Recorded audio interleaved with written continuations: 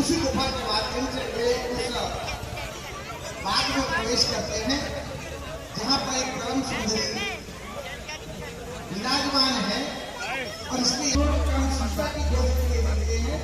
उन्होंने यही कहा कि सीता की गोद आपने कैसे की? उन्होंने कहा हमने तो आप खोलकर की। उन्होंने कहा ना सीता आपको ऐसे प्राप्त नहीं होगी। शांति सीता समाने का आत्मा ला देते, शांति रूपी सीता अंदर है, हम उसको बाहर बोलते रहते हैं। और यही है हमारे जीवन का दुर्भाग्य कि प्रत्येक समस्याओं का समाधान हमारे साथ जुड़ा हुआ है, लेकिन और तत्काल उसी समय परम शांति ने क्या किया कि उन सबको उठाकर समुद्र के तट पर खड़ा कर दिया। उन्होंने कहा अभी तक तो जल में रहे थे, फल में रहे थे, लेकिन वहीं पर संपाति जो था तो कहता आज सूर्यमल दीन आहारा, उस पर उस प्रभु ने इतना मुझे आहार दिया, बहुत दिनों से भूखा था, लेकिन वहां पर भी केवल भगवान राम का नाम ही काम में आया। और जब उससे कहा तो वह फड़फड़ाने लगा और उसके तत्काल भगवती सीता का पता बताने के लिए कहा कि मैं दिखम तुम नहीं दीधे दृष्टि बार भूल भयो करतो कछुक कहा सहाय कुमार। मैं बूढ़ा हो गया हूं, कोई सहायता नहीं कर सकता, अन्यथा मैं तो देख रहा हूं कि सीता जो लागे सतयोजन सागर करे सो राम का अधि आदर। और इसके बाद सीता की प्राप्ति होती है। समया भाव में भी देखे देखा नहीं गोविंद राम लीला जैसा राम।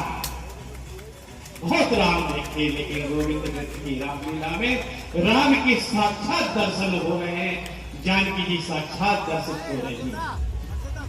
कहा जाता है कि भगवान कोमल है, सरल है, सहज है, आनंद है। जिन्होंने बालपन में जन्म लेते ही साथ अपना स्वरूप यदि सबसे पहले किसी को दिखाया था तो माता कौशल्या जी को दिखाया। माता कौशल्या जी ने कहा अरे भगवान आप तो इतने बड़े। दशरथ जी ने चौथेपन में आपको पाने की इच्छा करी है, अब तो कुछ करो। ये शिशु लीला अति प्रिय शीला, ये सुख परम अनुपा। सुन बचन सुजाने क्रोध निधाने, कोई बालक सुर भूपा। भगवान चकाचक हो गए, बालक खेलने लगे, कूदने लगे, अपना पूरा आनंद लेने लगे। भगवान ने किसी को महसूस ही नहीं होने दिया कि मैं राम हूं। आज तो आदमी छोटा सा पद पाकर तुरंत महसूस करा देता है मैं ही जगत गुरु हूं, मैं ही फलाना हूं, मैं ही ठिकाना हूं, मैं ही ये हूं। हम सब भगवान के दास हैं, हमारा कोई पद नहीं है, मात्र भगवान के दास बनने के बाद हमको भगवान। हर आदमी आज हम देख रहे हैं कुछ समय से राम का नाम लेकर वैभव में उलझ गया। उसको राम में उलझना चाहिए, वैभव को त्याग देना चाहिए।